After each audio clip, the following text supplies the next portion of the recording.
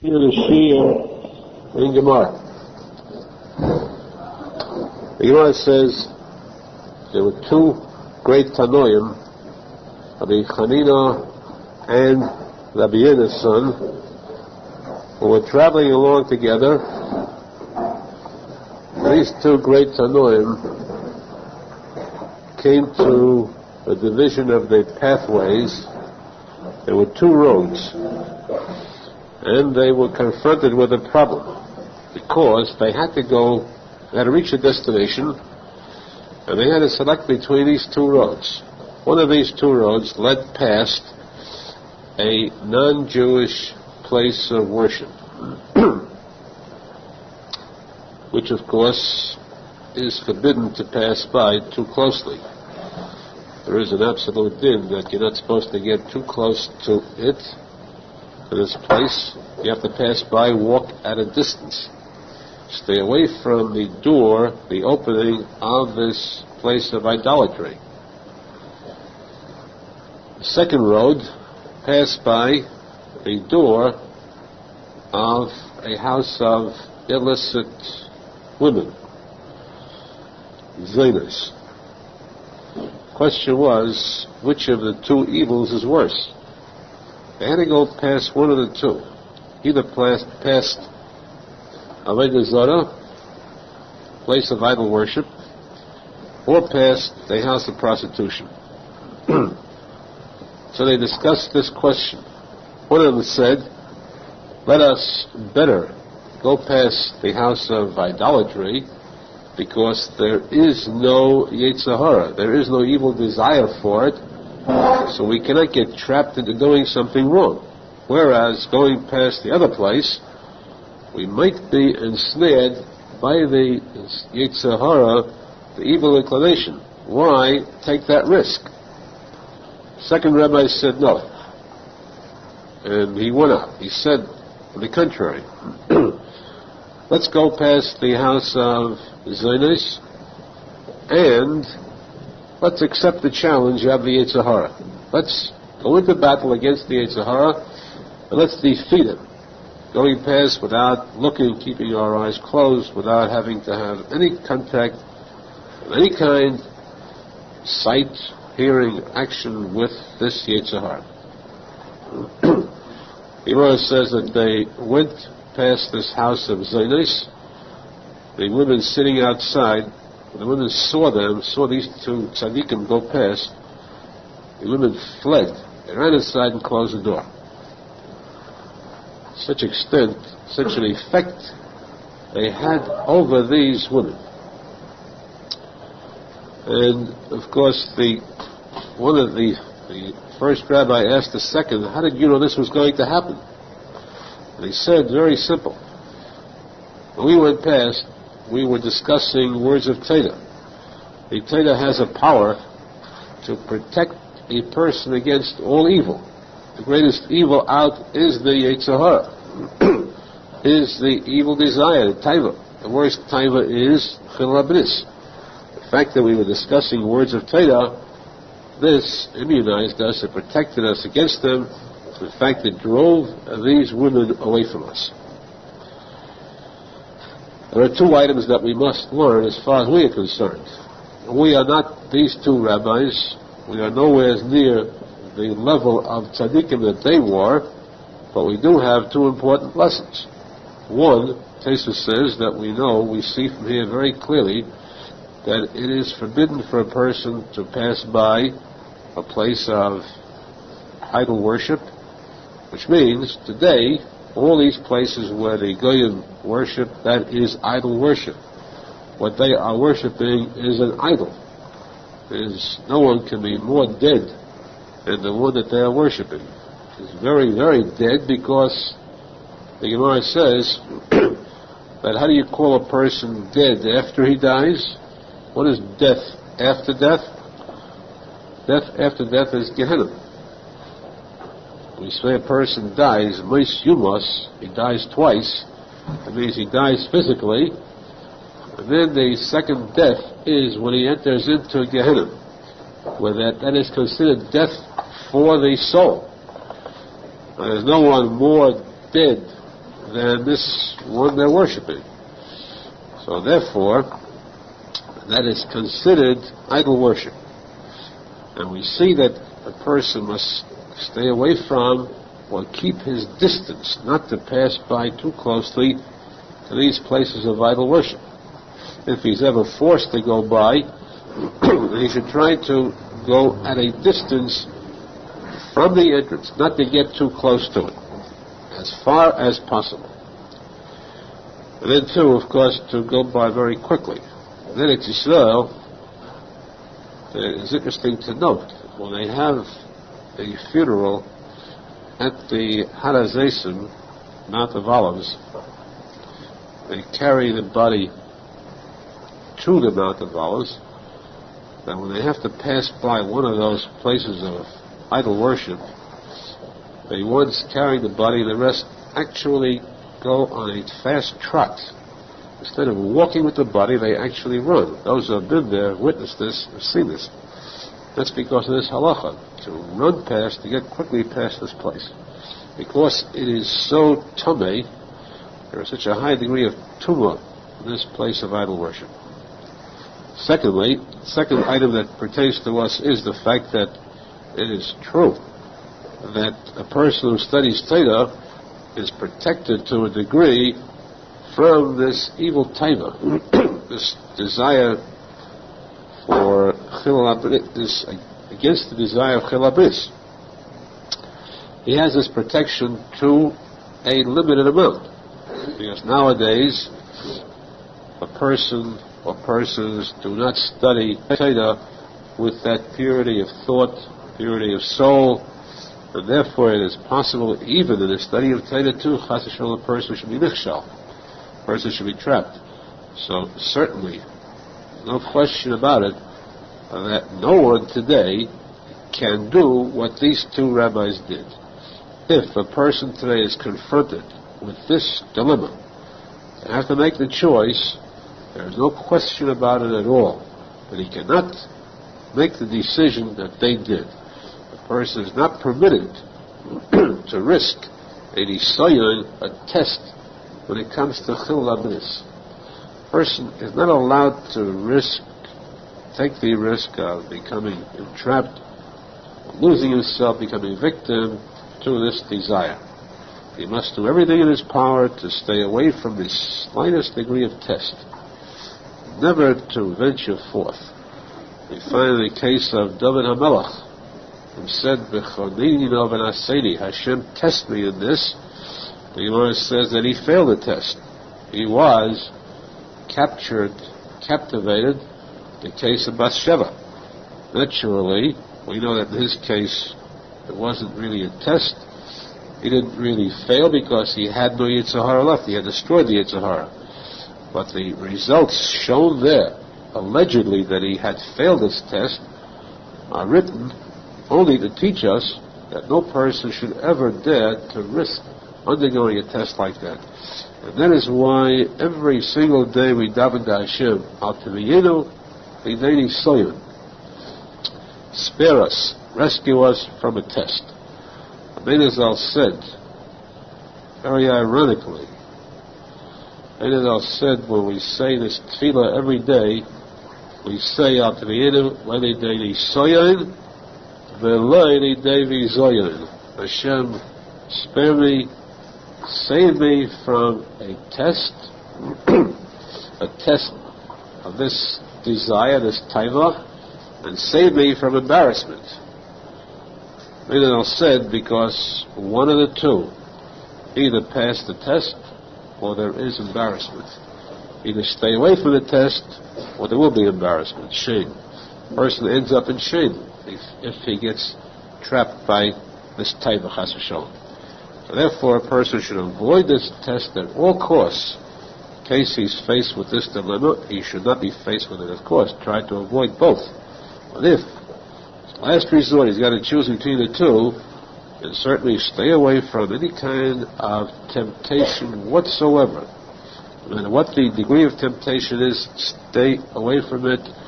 Do not challenge the Yetzer Hara ever. Be zecher to have him not challenge you. And above all, too, to try to learn Torah with the purest of thoughts, because there is nothing that can protect a person throughout spiritually as much as the study of Torah.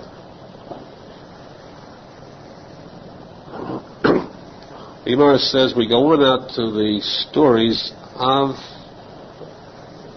the 10 rabbis, Asara Haruge Malchus, 10 rabbis who were put to death, each one a different form of torture. We won't go through every one of them, but the Gemara says we'll take one specific case now. The case of Rabbi Hanina ben Tiranya, one of the greatest tzaddikim in his era. One of those 10 rabbis. Each one of the 10 died in a different manner, all as we explained previously, by the Roman king who said that these 10 were going to die in place of the brothers who had sold Yosef HaTzadik as a slave. The Gemara says that there were 2 rabbis who were captured by the Romans, Rabbi Eliezer ben Parto and Rabbi Hanina ben Tiranya. These 2 were taken into captivity. They were placed in prison, in a dungeon, to await trial. And while in this dungeon, Rabbi Eliezer ben Parto said to Rabbi Hanina ben Tiranya, "You are very fortunate because you are being charged with only one crime by these Romans. I have 5 claims against me. What chance do I have to come out, to be freed, to be saved?" Because here there's a question of a death penalty involved. Rabbi ben Tiranya replied, "Fortunate are you that you are being charged with 5 crimes, but you are going to be saved. You will be found innocent of all 5, and woe is to me that I am charged for 1, and I cannot evade that 1 charge. I'm going to be found guilty of that 1 charge, which will result in my being sentenced to death." Now, why is it fated that I, on 1 charge, will be sentenced to death, and you will be freed, even though there are 5 charges against you? This should require a miracle to free you. The answer is that I have a zechus. The merit that I have is that I spent my life in the study of Torah. It's a very great mitzvah, a major mitzvah, but it's not enough to save my life. You have spent your life, dedicated yourself to the study of Torah and gemilas chasadim, doing good deeds, charitable deeds for the sake of other people. Therefore, because you have the combination of both Torah and gemilas chasadim, therefore your life will be spared. Because the Gemara says that the person who studies Torah alone, even though he studies Torah in purity, but does not couple this with action, gemilas chasadim, with kindness to others, that person resembles one who does not have Hashem over him. He actually lacks Hashem, meaning he lacks true faith in Hashem, even though he studies Torah, but does not add to this the mitzvah gemilas chasadim. He does not have the complete faith. What is the reason for that? Because the very beginning of the Torah says, Bereshis. Bereshis teaches us, Bereshis, the Beis means because of, Bishvil. Bereshis, Bishvil Bereshis, because of Bereshis. Bereshis is Bereshis Chachma, which means the Torah. You know why Hashem created the heavens and the earth? Because of the Torah. Hashem created heaven and earth. So, therefore, that is the importance of Torah. A person must devote his time to the study of Torah because this is the reason for creation. At the same time, a person must know that he must do favors, kindnesses to his fellow Jew, his fellow man. And that's why the first words of the Torah, the last letters constitute the word emes. Tenacious, orderly king. Last letters make it the word emes, which means Hashem says, I am Hashem of emes, of truth, which means that I am trustworthy. Believe in me, that I will reward you. I will pay you back. One who does not have faith is afraid to spend his money or time on others, helping others, because he says, I need that money for myself. I have limited funds. I want to spend my time in studying Torah rather than going to business, so I cannot afford to give of my money to others. This means that he does not believe fully in the emes of Hashem. What is the truth of Hashem? Ani Hashem ne'emun l'shalem. I'm trustworthy that I will pay back. I will repay you. Any good deeds that you do, if ever you give to tzedakah, to charity, it will not come from your pocket. I'll repay you, and manyfold. Here a person, though he did it because he wanted to study Torah, but he was afraid to give of his money to others because he might not have enough for himself, that person does not have complete faith. Chassidut said now, because I spent my time in the study of Torah, you also added to Gemilas HaSadim, therefore your life will be saved, and mine will not. I have forfeited my life. The Gemara asks, how can you say, how can he claim that he did not do Gemilas HaSadim? The Gemara says, was the Gabbai of Tzedakah. He was the collector of tzedakah among the Jews at that time. There's no bigger mitzvah than going out to collect money. The treasurer, the one that collected tzedakah, the one that doled it out. He was the one that meted out provisions for the poor. What's better than that? The Gemara says, true. Not only that, but the Gemara says, if you want to know how to appoint a gabbai for tzedakah, a treasurer, one to handle the whole item of tzedakah, collections and distribution of tzedakah, then you should appoint only one who is as honest and as perfect as Menachem Mendel Schneerson. What can you ask for more than that? Your answer is true. In honesty, he was outstanding. He was the best one for that position. But in action, he was lacking. True, he did go out of his way to collect, to distribute, but he did not himself give tzedakah, chesed, as he should have. The Gemara says, is that so?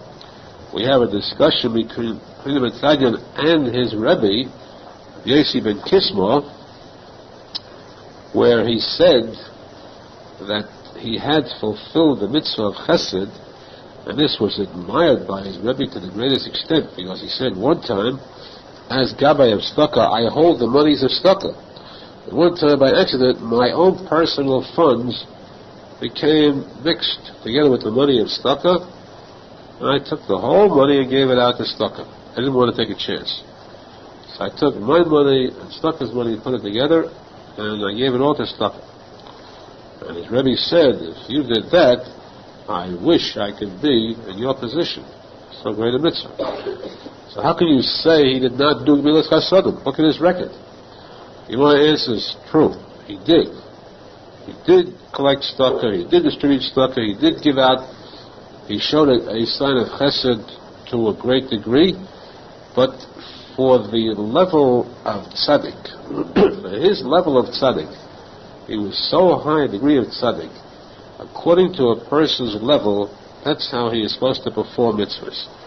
If a regular person would have done tzedakah and chesed like he did, that regular person would be very much admired and commended. But for his level of tzaddik, he should have done more. Therefore, he is not considered, he is not recorded as having really performed the mitzvah of Gemilas HaSadim the way he should have. That's why he himself acknowledged that and said, it is my lot to be found guilty. I know I'm going to die for my one single charge. The Gemara says now, the trials came up. And the first one to be put on trial was Rabbi Eliezer ben Parta. He came to trial. The judge there, this of course was the Roman court, the evil Roman court. The judge said, you are charged with 5 crimes. You must explain these 5. Every one of the 5, if you fail to do so, you die. We'll give you the 5 claims. 1, how come that you studied Torah? Why did you study Torah? 2, why did you steal? You are charged with the study of Torah. You are charged with the crime of stealing. Stealing means robbing, going out and robbing by force, mugging, robbing. Abelazar answered, these 2 I will answer in one sentence, in one statement. There are 2 items. There is the sword and the book. 2 opposites. If one is a master of the sword, he is not a master of the book, of study. If one is a master of study, he is not a master of the sword. Therefore, it is impossible for me to have committed both acts. Both study and rob, that's impossible. And therefore, since one of the 2 is a lie, is a false charge, then I ask that you consider the other one a false charge also. If one has been disproven, I cannot be charged with the other, because one of those 2 is false. Whichever one you want, that's the one that's false. This defense was accepted. Now, of course, point is, we have to understand, it was accepted because it was accepted in this vein. It was understood in this manner by the judge, this defense. Actually, Eliezer ben Parta would really not deny the fact that he studied Torah. He would not go into a false statement. What he did say was something that can be taken 2 ways. And of course it was taken the wrong way, or for his benefit the right way. The question was, you study Torah and you steal. Eliezer ben Parta answered, hinted at this point which they did not catch. The Midrash says that Hashem sent down to earth 2 items. Hashem sent down a sword wrapped in pages of Torah. A sword, a fiery sword enveloped in pages of Torah. Hashem sent this message to earth. If you fail to obey what is written in these pages of Torah, you will die by the sword. If you obey what is written there, you'll be saved, your life will be spared from the sword. This was the message sent by Hashem. And now, Eliezer ben Parta said to the judge, if the book, then there cannot be the sword. The sword, there cannot be the book. In this case, if I was guilty of not obeying what is written in the Sefer, the Torah, I'd be afraid of your sword. But the fact is, I'm not guilty of that. I am not afraid because I did obey everything written in the Sefer Torah. Therefore, I need not fear the sword. Those go together. And of course, this was misunderstood by the judge. It was taken by the judge to mean that he was not guilty of either when he had not studied Torah. Therefore, these 2 claims were erased. These 2 charges were now wiped out.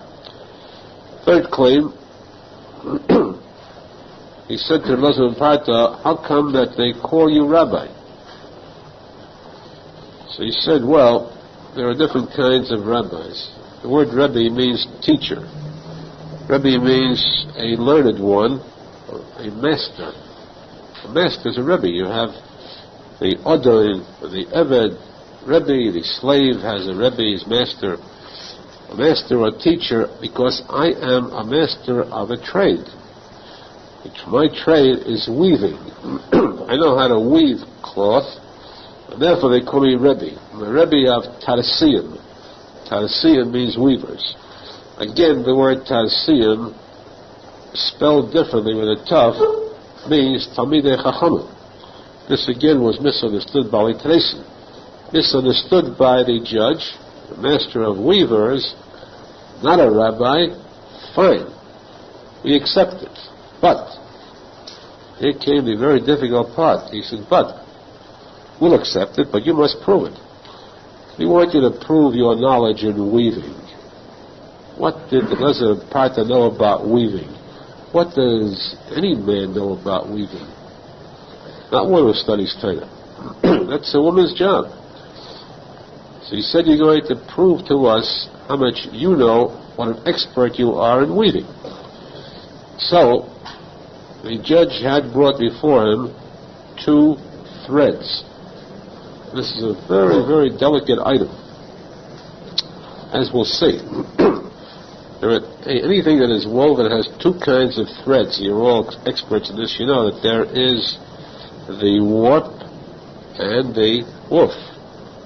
The Hebrew is the chassis and arev, which means the threads that go in the lathe. The weaving machine first weaves threads in the lathe, and then over it, the machine then weaves through it the threads in the width. The lathe is called the warp. The width is called the woof. This, of course, you're all aware of. I'm speaking English now. Doesn't sound like it. Now, there are different kinds of threads, though, that are used for these 2. So the judge brought these 2 threads, had these 2 threads brought before the resident partner and said to him, tell me, which is the warp, the long thread, lathe thread, and which is the woof, the arev, the thread that goes in the width, on top of it. He looked at the threads. Then, a miracle occurred, and 2 flies landed on these threads. A female fly landed on the chassis, and a male fly landed on the arev. The male, of course, is always the master, always on top. So he realized that where the male fly was, that would be the woof, the thread that goes in the width on top of the bottom thread. This would be the top thread. Female fly landed on the bottom thread. So he said readily, this thread is the chassis, where the female fly was, and this thread is the arev, and of course he was right. This was a miracle. Now this miracle is a little difficult to understand. Teshuva asks a very simple question. We could appreciate the miracle that these 2 flies landed on these 2 threads. But there's a second miracle necessary. Can anybody tell us how, at a moment's notice, in a fraction of a second, you can tell the difference in a male fly and a female fly? How was it possible to tell maybe this fly was male, this one was female, when they're both on 2 different threads? Therefore, Teshuva in fact disputes this point. Asher Kodesh says that the miracle was these 2 were male and female flies, which represented the male and female type of thread. Teshuva says that there are 2 kinds of flies, 2 different kinds of flies altogether. One is known with a male name, and one is given a female name. They can be recognized easily because they are different shape, different color, so there was no problem here in recognizing. Of course, you still have to know these different kinds of flies, different insects. And this, literally, this much, what you can see from a distance, this kind of knowledge the resident partner had, because all types of wisdom was known to these great rabbis. But this way, it is much easier to understand. I was able to detect immediately which one of the flies represented the male, which one represented the female. Now, this was the 3rd question which he had successfully evaded. The 4th question was, I asked President Parta, how come that we had a meeting, all people were asked to come to an assembly for discussions about the Roman idolatry, you were missing. he did not attend that meeting, which proves there's something wrong with your loyalty to the Romans. He replied, I am very loyal to the Romans, of course. I wish them well. But the reason I didn't go is because I'm an old man and I'm not agile. There is so large a crowd, the pressure is so great. It's like the subways. I was afraid I'd be crushed. They'd step on me, I'd be crushed. So they said to him, is that so? We have meetings regularly. Has anybody ever been crushed? Again, a miracle happened at that moment. An old man was crushed. In that meeting, report came that there was a fatality, a death. He looked at them blandly and said, I guess I was right. Could have been me. So they said, right. We'll justify your actions. Finally, they asked him, how come that you freed your slave? You have a slave, and it is, according to Jewish law, of course, Hebrew law, it's even there, it's forbidden to free one's slave. If one does so, sometimes the situation calls for it. I mean, Leal, for example, had a slave. He needed a 10th person for $1 million, and when a slave is freed, he automatically becomes, it's as though he converts, becomes a ger. Now the Romans did not want the Jews to free their slaves because they did not want to increase, to multiply the number of mitzvahs in the world done by Jews. They were wary of that. They had heard that Rosenfeld had freed his slave. And of course, by the way, we note that according to the laws of the Torah, there are laws of slaves, readily so. Not only that, but if we could charge one of the past leaders of the USA with a crime for freeing the slaves, Torah says the Olam ben ta'avedim. It's a crime to free slaves. In any event, we can understand reasons for it with all due logic. The claim, the fifth charge against Muslim Prata was, why did you free your slave? So he said to them, I did not free him. This time he had no defense. He said, the charge is a lie. Do you have any witnesses to back it up? One of the men there got up and ready to testify. If he had testified, it would have been all over with, finished. So present at that meeting, at this court, was Eliyahu Hanavi, who was always ready, prepared to help out those that are close to Hashem. Tzadikim merit miracles. So he spoke to this man who was present there. The Hanavi was there in the guise of a Roman official, a high official. He said to this man, leave him alone. Don't testify against him because you see, look at the miracles that happened before until now. You know there were miracles. So there'll be a miracle here too, and you will be embarrassed if you testify. Therefore, abstain, let him go, and that's it. This man was so evil that despite the request by Eliyahu Hanavi for him to desist from testifying, he said, I'm going to testify anyhow. This called for sterner measures by Eliyahu Hanavi. This man had been given a note to deliver to the top cabinet of the Romans.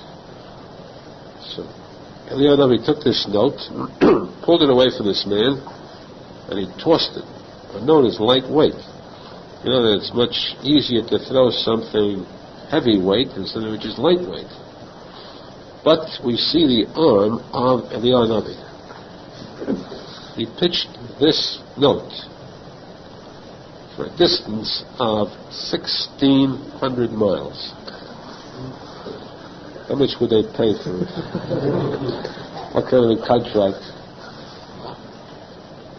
And of course, this meant that this man was going to wend his merry way for the rest of his life looking for that note. And this was a fate he well deserved. This was how Rabbi Eliezer ben Parto's life was saved, just as predicted by Rabbi Chanina ben Tzadik. Now the time came for Chanina ben Tzadik to be placed on trial. He came before the court, and they said to him, "We have one claim against you, one question. Of course, if you answer these questions satisfactorily, you're free. We have one question to ask you. Why did you study Torah?" There was nothing he could say to defend himself, because he had been caught with a Sefer Torah in his arms. There was no way he could deny it. He was brought to trial with the Sefer Torah as evidence. His answer was, "Why did I study Torah? Because Hashem, my Hashem, commanded me to. That's the reason why I study Torah." So they said, "That's an arrogant answer. Therefore, we're going to show you, make a lesson of you. We're going to punish you and your wife and your daughter. Chanina ben Tzadik will be punished with death by burning at the stake, to wrap the Sefer Torah around him in his arms, tie it tightly to himself, and to set fire to him and the Sefer Torah together. For his wife, they decreed death by sword, and for his daughter to be placed permanently into a house of prostitution, serve the Roman soldiers. The Gemara says these are very severe penalties, and this had to be decided on from heaven. Nothing happens on earth without heaven deciding it. The evil ones on earth are only messengers to carry it out. Why did the Chanina ben Tzadik deserve so severe a penalty? Something had been done. The Gemara says because he had expressed, he had spoken out the name of Hashem, which cannot be pronounced. This does not mean necessarily that name which we know is never pronounced. The name which instead is pronounced differently is one of the names that Rashi Kodesh is the Shem Mem Beis. The letters of one of the names of Hashem, which are secret. These letters are secret, and which should not be pronounced, which he did. The Gemara asks, if he did, he was so great at tzadik, how come he did it? The Gemara answers because, and especially since the Gemara says that a person who does that, in fact, loses his Elam Haba, his Gan Eden. The Gemara says that it is permissible to do this for the sake of learning. When you're studying Kabbalah, you may pronounce these words. Again, this is not the name. Let's remember that clearly. It's not the word which is never pronounced, Yud K Vav K, which is never pronounced ever.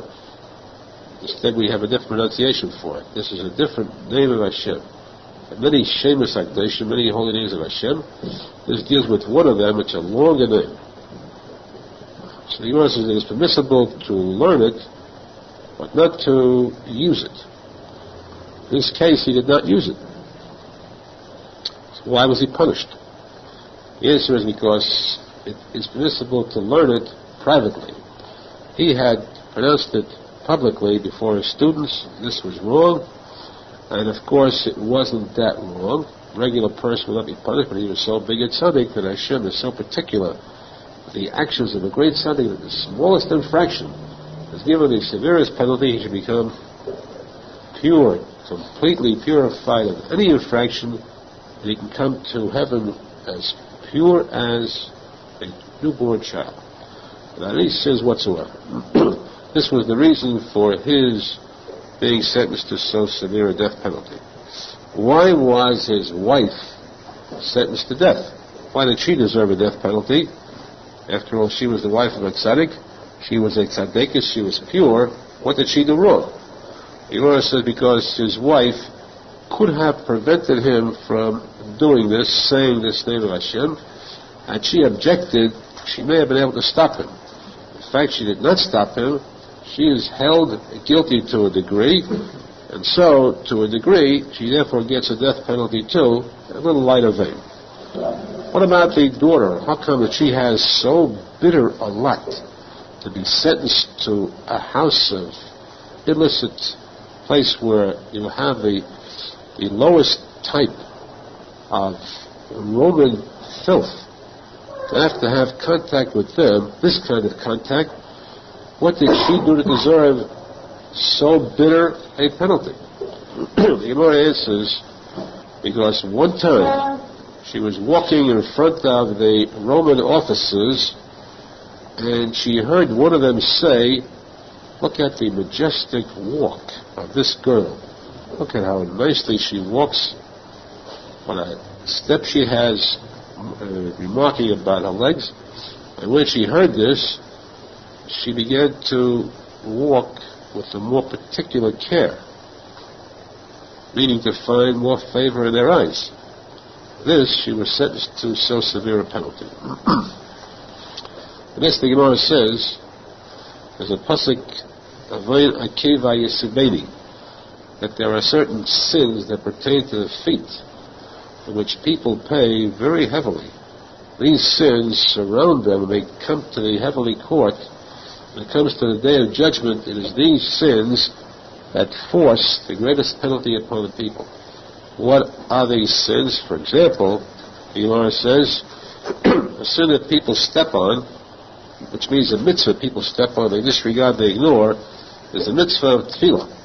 Tefillah mitzvah, davening with a minyan, davening on time, davening with a proper minyan. People who ignore the importance of this mitzvah, they actually step on it, those people will find that of all these sins they committed, this will be the top level crime with which they'll be charged. The highest penalty to be paid for this kind of sin. And that's why a person should know, in general, that if he wants to test himself, how am I doing as far as my religion, as far as my faith, as far as my allegiance to mitzvahs, to the tzadik emes?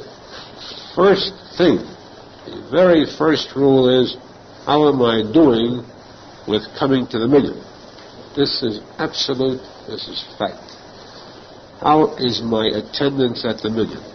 Is it regular? Is it on time?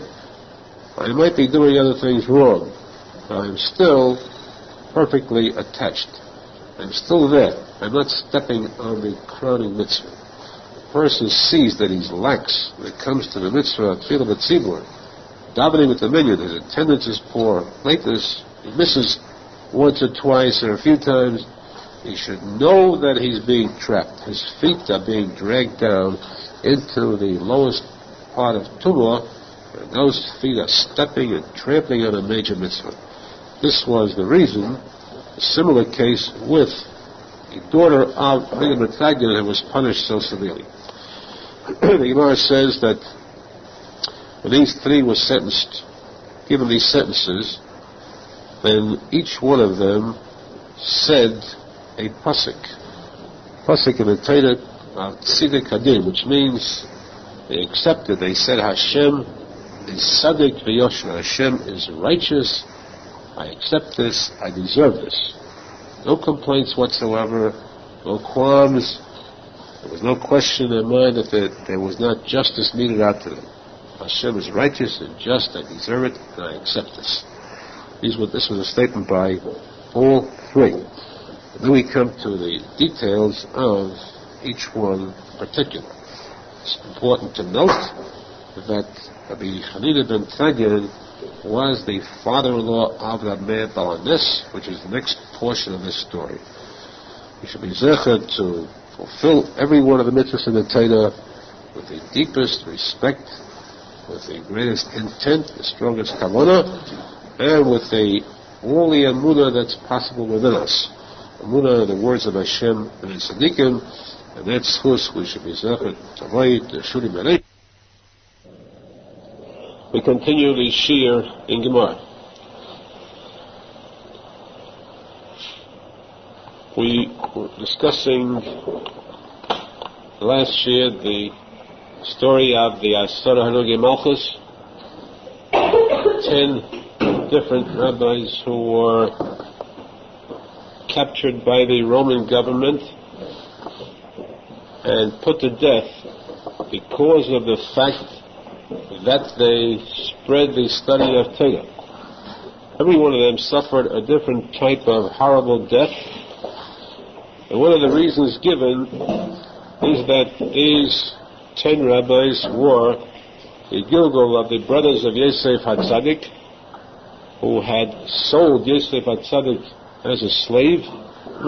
Therefore, they paid for it now with their lives to correct, to make up for that act.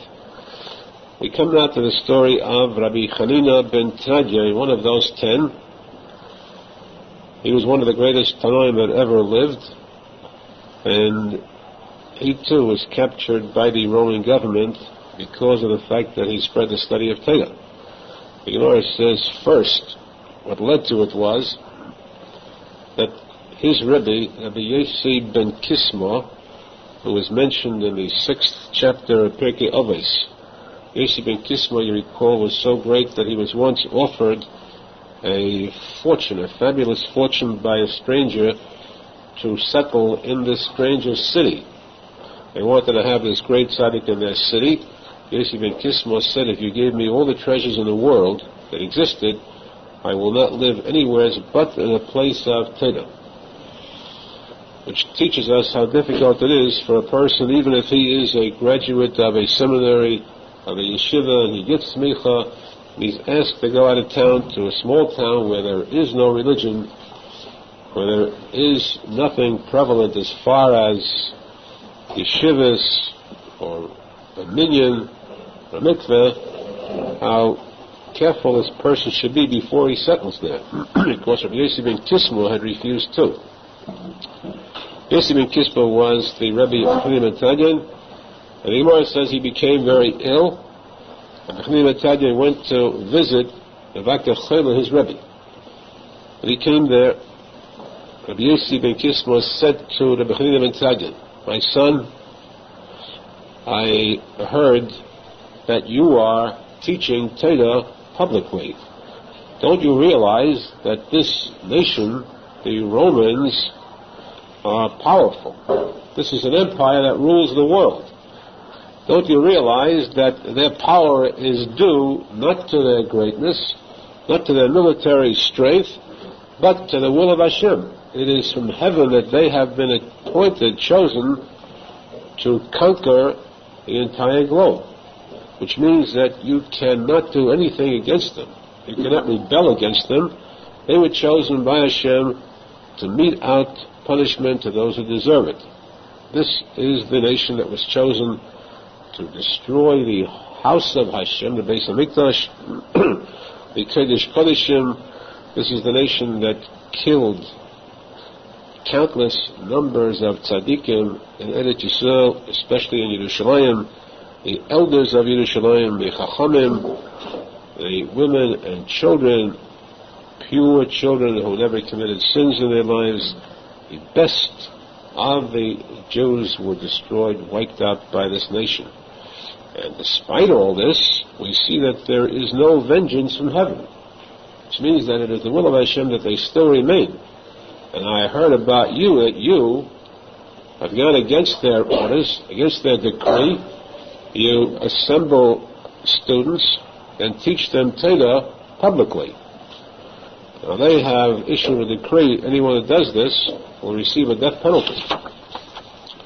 Rabbi Chanina replied, you are right, but I say that heaven will have pity on me.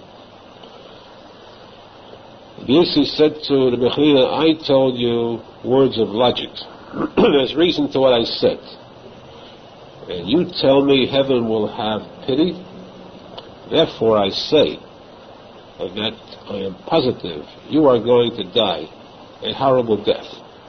They are going to burn you alive with the Sefer Torah which you teach.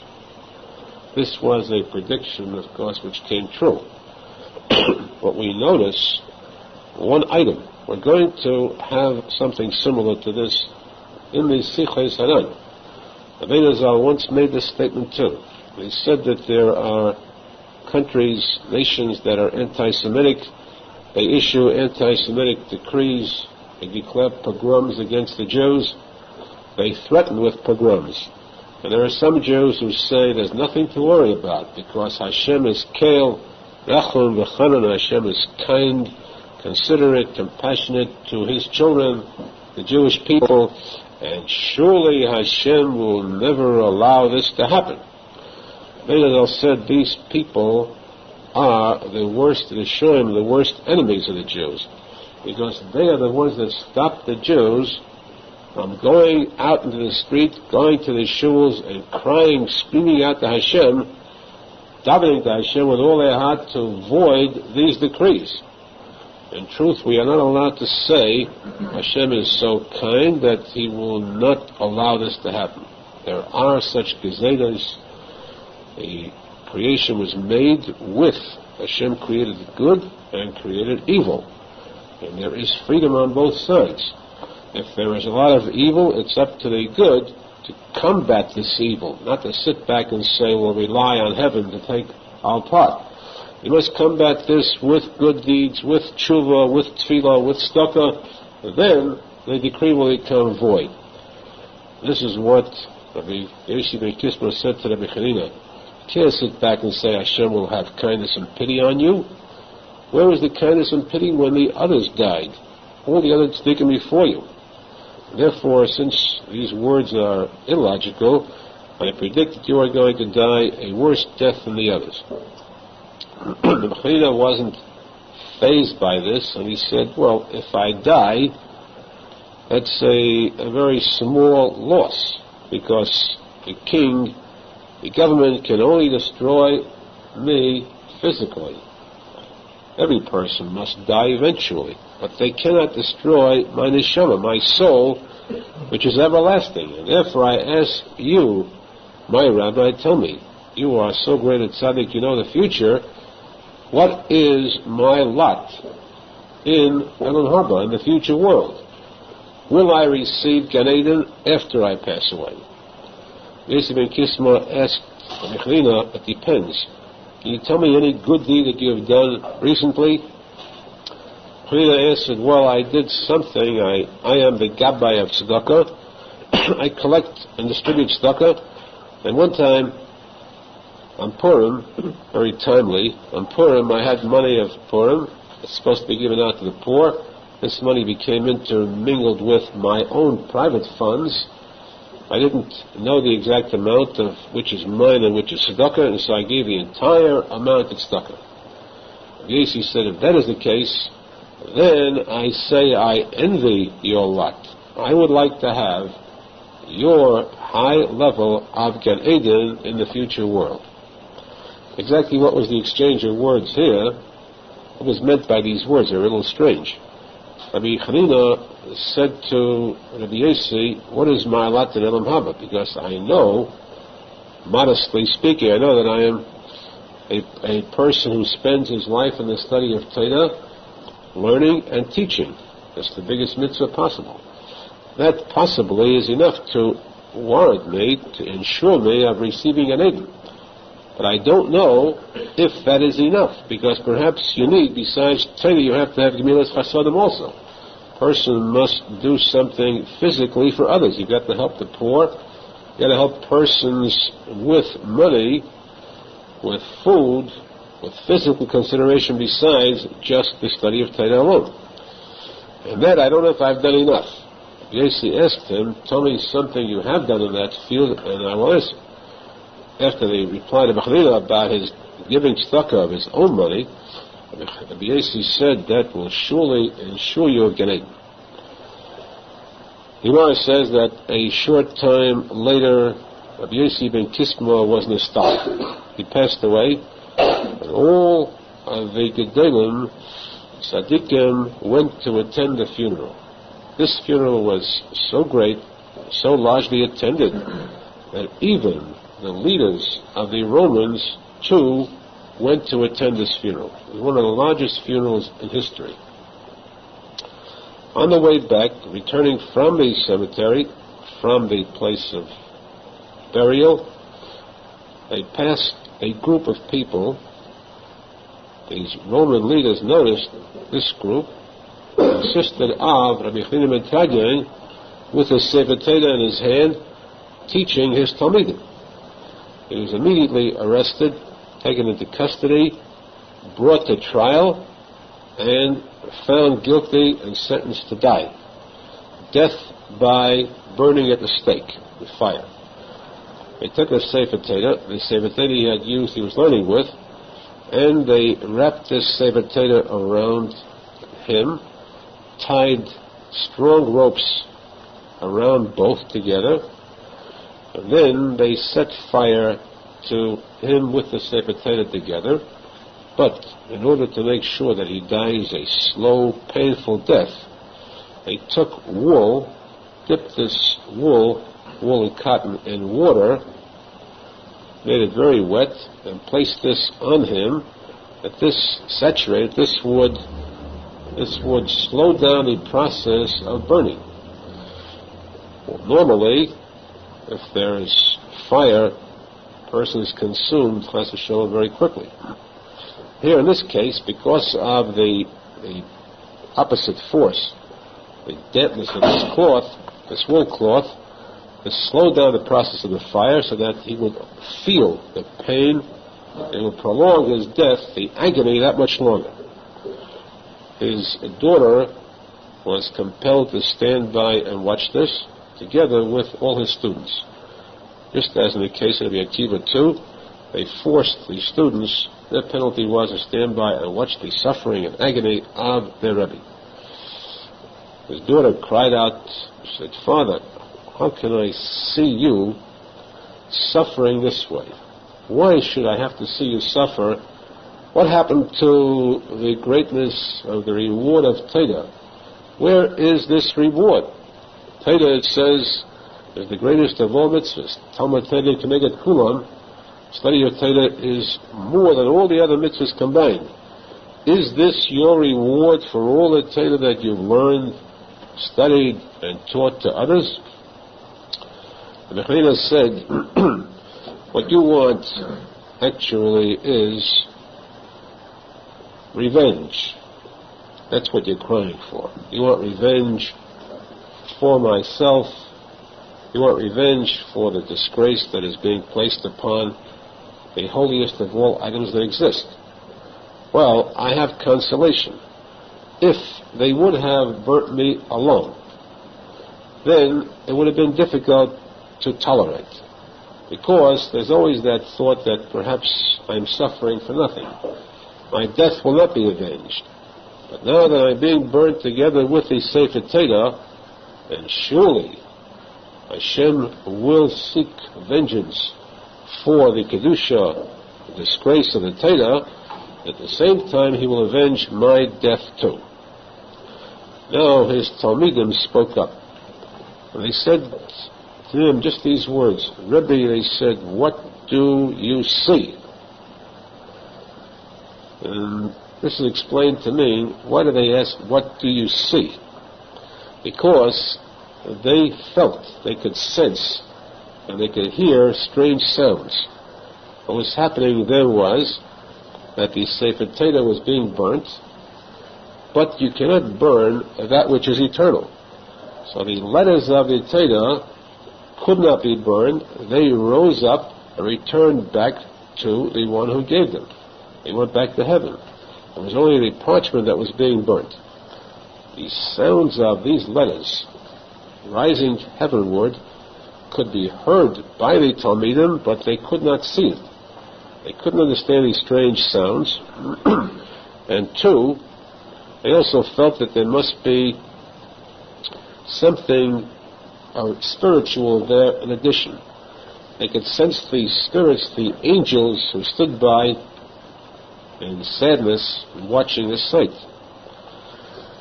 Rabbi Chanina replied, what you hear, I see.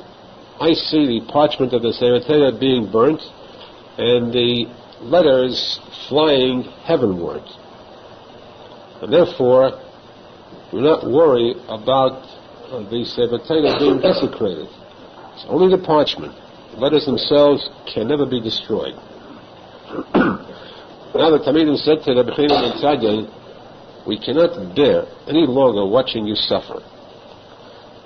There's no alternative, there's no solution but death itself. Death is the one thing that will save you from suffering. Why don't you assist death in coming to you? All you have to do is open your mouth and breathe in the fumes of this fire, the poisonous fumes, and you'll die instantly, or very shortly, instead of suffering so long.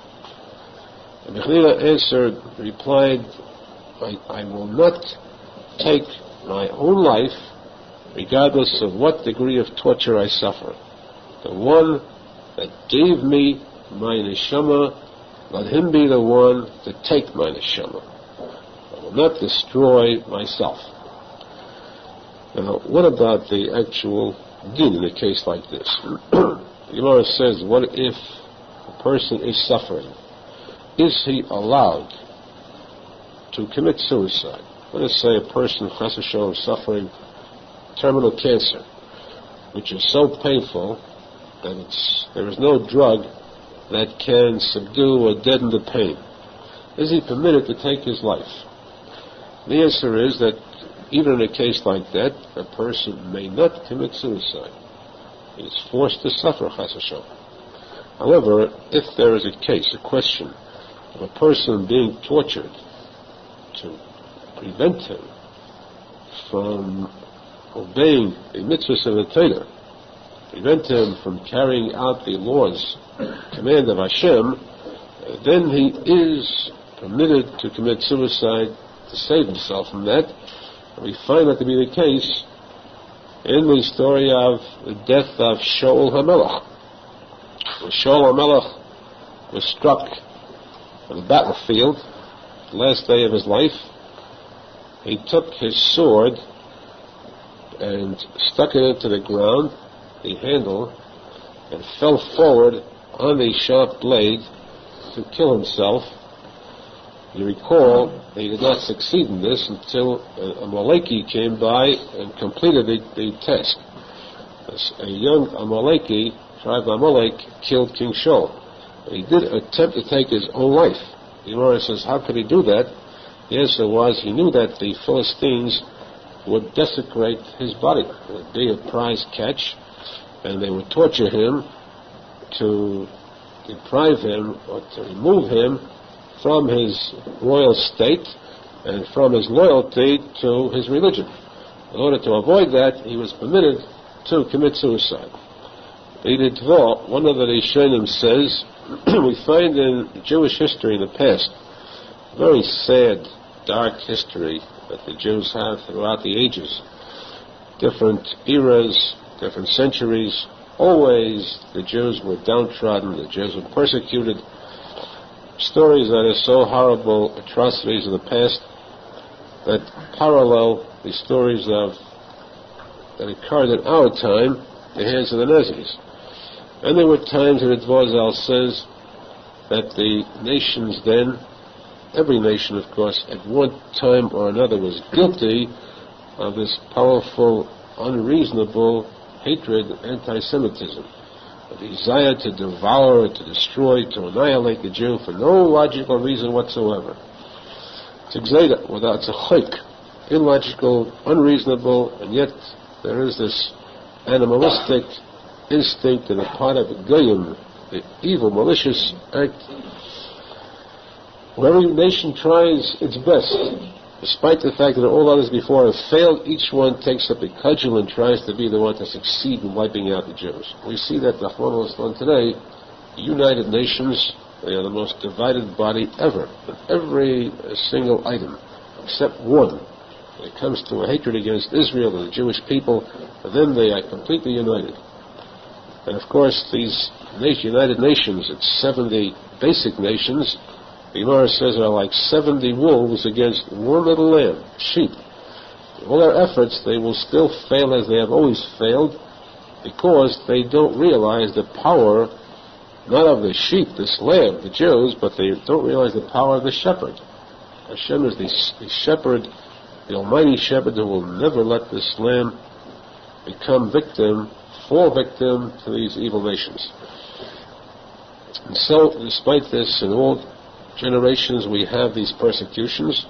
And the Dvar says there were cases when the nation at that time in question threatened to convert forcefully all children living in their boundaries, within their borders.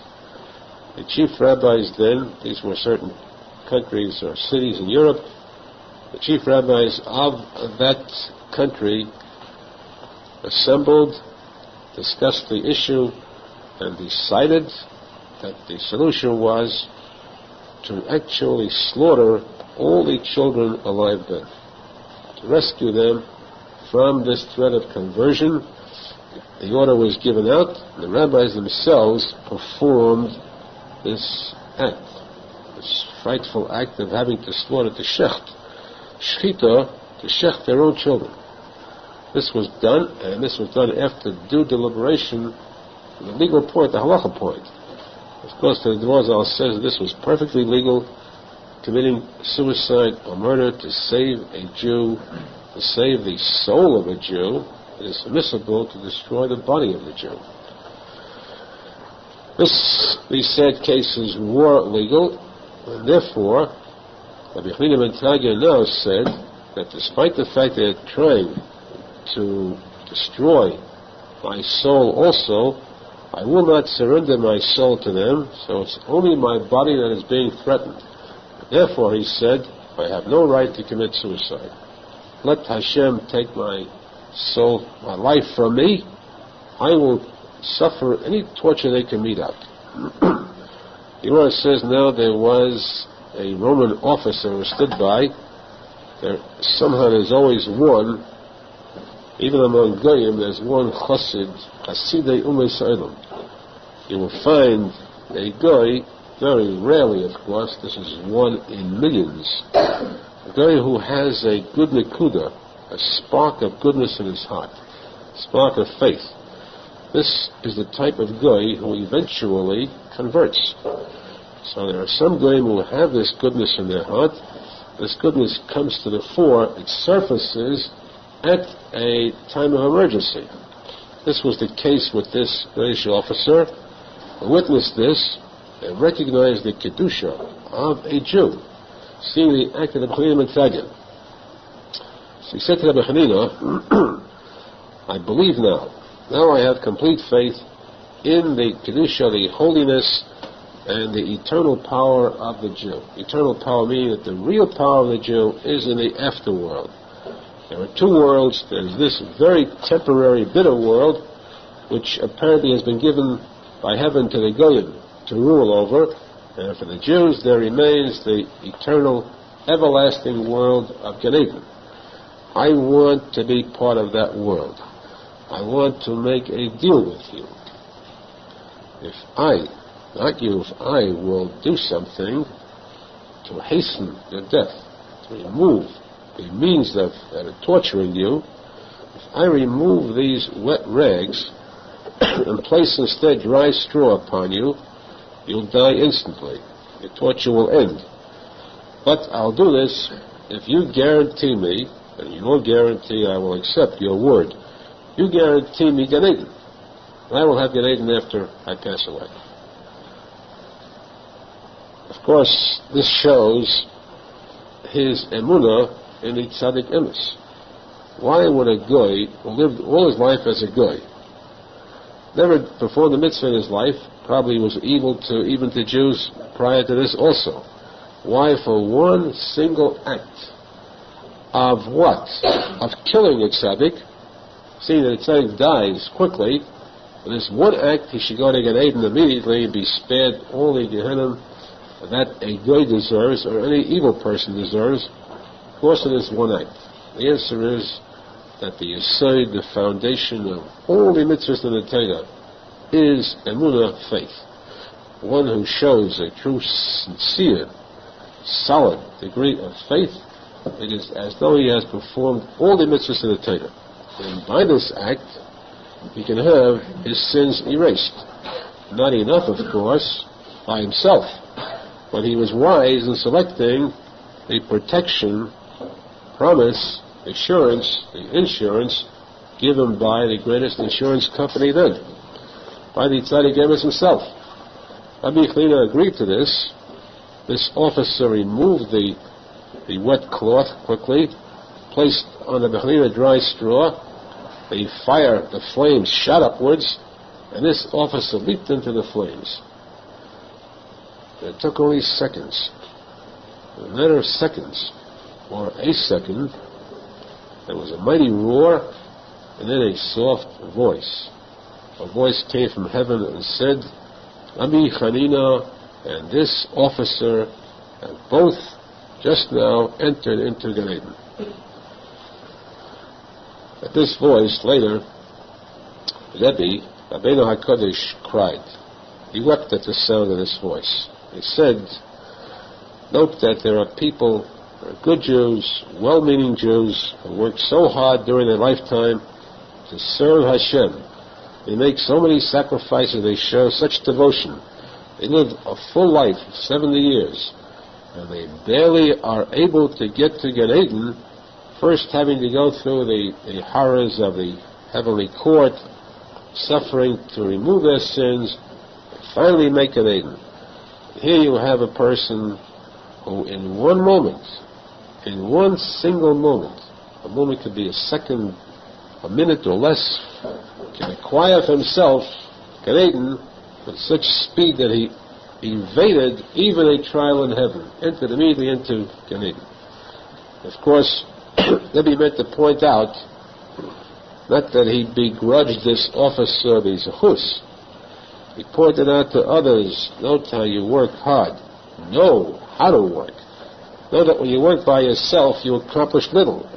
But when you attach yourself to this great tzaddik, to a tzaddik, to the tzaddik emes, much more effective are your mitzvahs. If one single mitzvah is enough to gain this office of this guy, eternity in the world to come, imagine what a person can accomplish with many mitzvahs if he is bound that tightly, that firmly, that securely with faith to the tzaddik emes.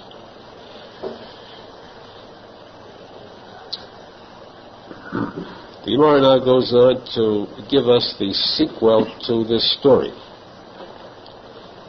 The Meir was one of the two greatest Talmidim of Rabbi Akiva.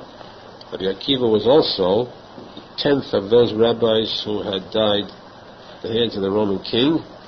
Rabbi Akiva had 24,000 Talmidim who died prior to this, prior to his own death, because they showed very little consideration for each other, and they were destroyed by a plague from heaven. And then Rabbi Akiva acquired a small number of new students, and these new students brought a new light to the world. His two greatest Talmidim were Rabbi Meir and Rabbi Shimon ben Yehoyazal. Shimon ben Yehoyazal was the light of the world, the Zohar HaKadosh. But Meir was also a light. The word Rabbi Meir means to give light. His name was not Rabbi Meir. He was called Rabbi Meir because he was Meir Einei Chachamim. He enlightened the eyes of the wise, of the great Chachamim of his generation, through the greatness of his Torah. He was also known from the following story as Rabbi Meir Bal Hanes, Rabbi Meir the master of miracles. Rabbi Meir was married to Beruria. Rabbi Meir's wife, Beruria, was very famous, extremely famous in her time, for all time, because she too was so learned that the Meir's Talmidim, among whom were numbered the greatest of all the rabbis in the Gemara, the Meir's Talmidim were subservient to Bruria. They had to come to Bruria to solve some of their problems. The Gemara tells that many deep problems in the Gemara were solved by Bruria, a woman who knew more Torah than the great rabbis of that era. How did Bruria learn so much Torah? Was the Meir her teacher? Was she learned only after she married that Meir? The answer is she was not learned because she had an illustrious father. Her father was Rabbi Hanina ben Tadyan, this one who had spread the study of Torah to others. And whenever he taught, she would sit by, naturally behind a very powerful mechitza. Where the students could not see her, she would listen intently, and she would absorb with a thirst the words of Torah. This craving for knowledge was such, she had this sharpness of mind inherited from her great father, and therefore she was able to match and be superior to the vast majority of great Tanoim, greatest rabbis of all time. Now, she, of course, was the sister of Rabbi Hanina's daughter. You recall, we mentioned in the last year, that when Rabbi Nachman was caught by the Roman government, the Romans meted out sentences to Rabbi Hanina ben Tadyan. His sentence was he should die by burning, his wife should be killed by the sword, and his daughter should be placed in a base Zionist, a house of women, of illicit women. His wife was killed, his daughter was placed into this base Zionist. Bruria spoke to her husband, Ameir. She said, I cannot stand the thought, I cannot bear the thought of my sister having to suffer in this place of tumah.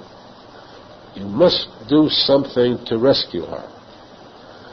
Ameir said, I will if she deserves being rescued.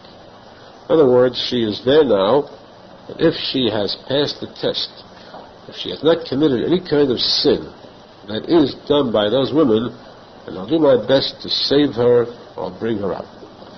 Ameir took along a sack of gold coins, which was a great amount of wealth. He went to this place, this base of Zionist. He walked in disguise and said to the keeper of these women, I want to visit the women here. Let me select one of my choice. Of course, that's whatever business is done there. This presumably is allowed for those who show enough money. The mayor approached the daughter of Rabbi Hanina ben Tadyan, his wife's sister. She had no idea who he was. He was completely disguised. And he presented himself to her and asked her to have relations with him. And she stood back and said, she hesitated and said, you don't want me. Get someone else, because right now I am impure. I'm not physically pure. There's a period when I cannot be of any service to you, so please go to someone else. Ameir said to her, fine, I want just you, and if it's a matter of a couple of days, I'm going to stay here and wait. I'll be in the neighborhood, I'll wait for you. She began to plead and said to him, no, find someone else. I am not worth having, because I will not be able to satisfy you. And her pleading was so intense, Ameir recognized the fact that she had avoided any physical contamination. In that case, then he said, you deserve to be rescued. I am your sister's husband. He went to the keeper of this place, and he said to him, I want to ransom this woman. The keeper said, I have orders from the Roman government that if I release any one of these women, then I will be hung. Death penalty. The mayor said to him, fine, then do this. I offer you this sack of, actually it was 3 measures filled with gold coins. There was enough wealth here for a king's ransom. You can retire on this wealth. Now, use half of this sack of gold coins to bribe the officers who come. Each time they come and ask for this woman, bribe them. And every person goes for a bribe. The other half you keep for yourself. This keeper said to the mayor, what happens when, you know what a bribe is? It's blackmail. You give them a bribe, they come back for more. They'll keep coming back. What happens when the supply of money is exhausted? What happens then?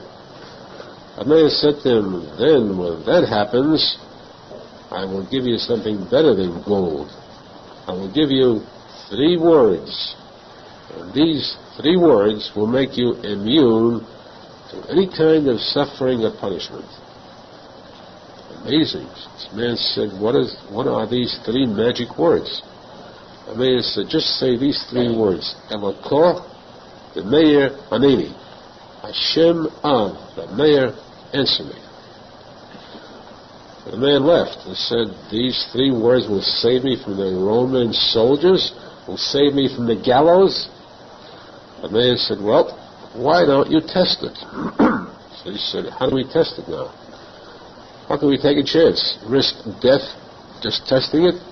The mayor said, if you don't want to, I'll do it for you.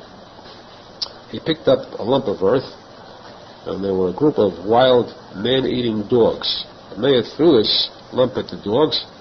They came charging at this keeper. The mayor ducked behind a wall.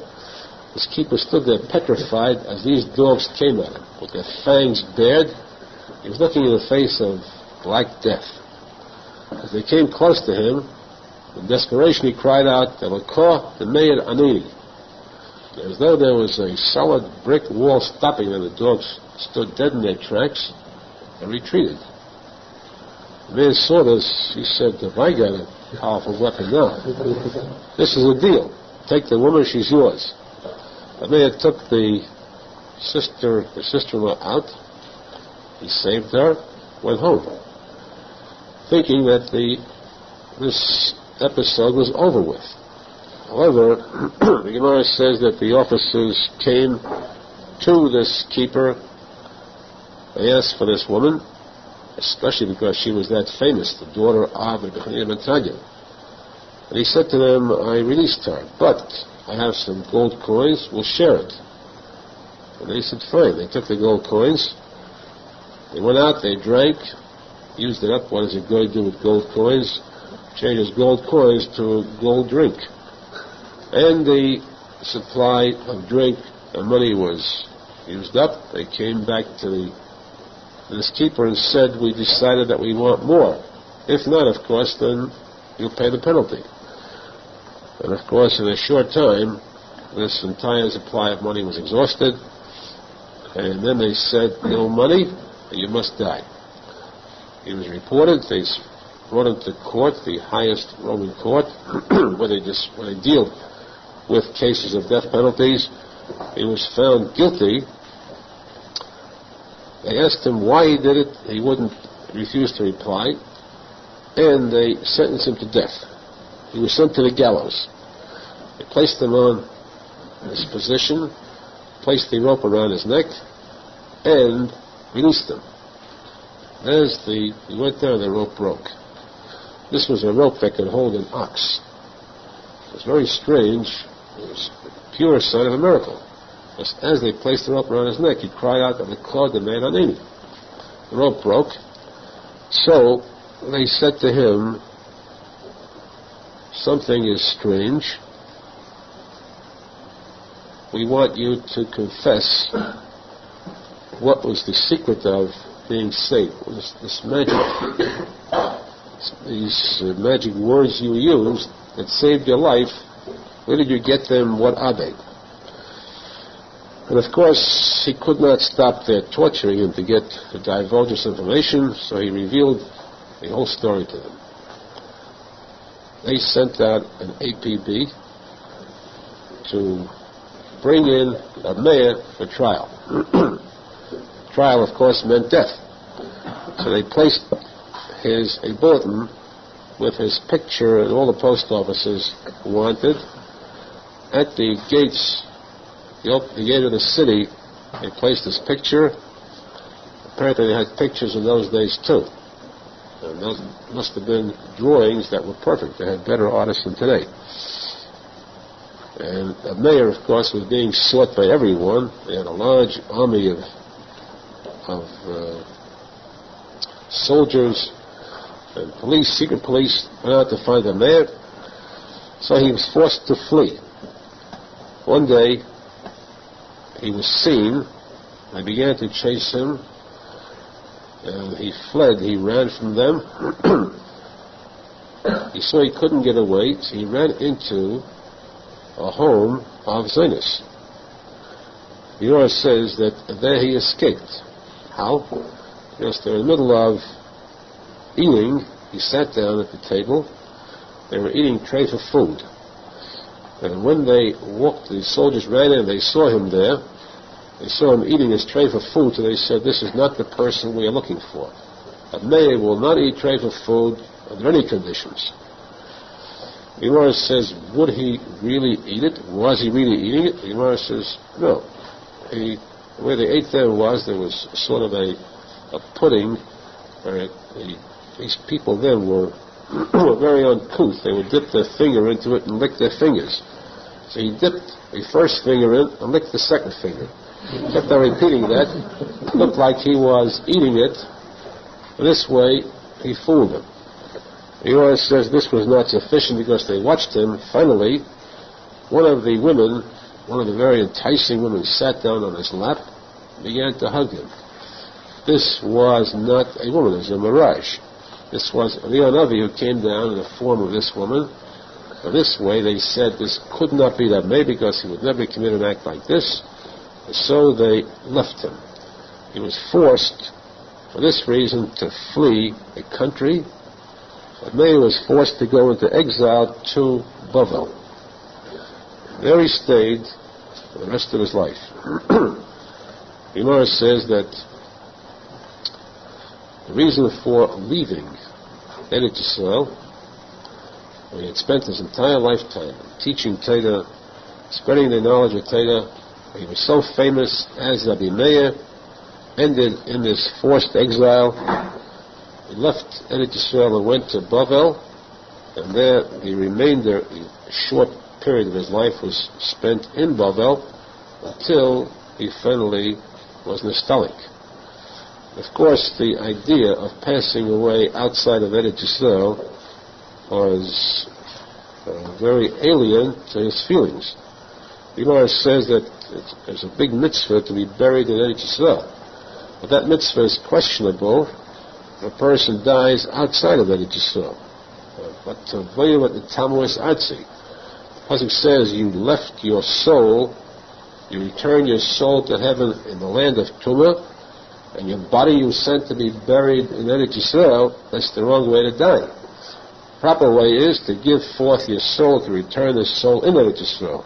Ashrei to those who pass away in Eretz Yisrael, they return both soul, and then the body is entitled to be buried in Eretz Yisrael. Yerushalmi tells us that Meir, in order to provide at least, or as much, as close as possible, to being Zechah, to pass away in Eretz Yisrael, though he was in Chutz La'aretz, he was on the other side of the river that bordered Eretz Yisrael. It came time to pass away. He entered into a boat, sort of, and there he instructed the people of Bavel to notify, after his passing, to notify the people of Eretz Yisrael, as Talmud, when he passed away, they should come and get his body and bury him in Eretz Yisrael.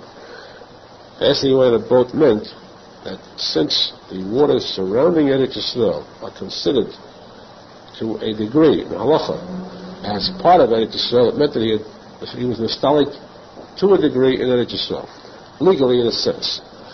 When he did pass away, they came to receive his coffin. He was brought to Eretz Yisrael. He was buried with naturally the greatest honors possible. But Arizal, Kodesh says that he saw his grave, he saw through the grave, he saw that a Meir being so great, was buried in an erect, vertical position. Unique because it showed he was the light that extended from earth to heaven. This was his greatness. And of course, there is a further reason. Another reason why he was forced to flee to Asia. Another reason why he was buried in this manner, and that is in the subsequent Shir with Hashem. We should be zeichet to fulfill the mitzvah of solid, perfect emunah in the tzadik emes in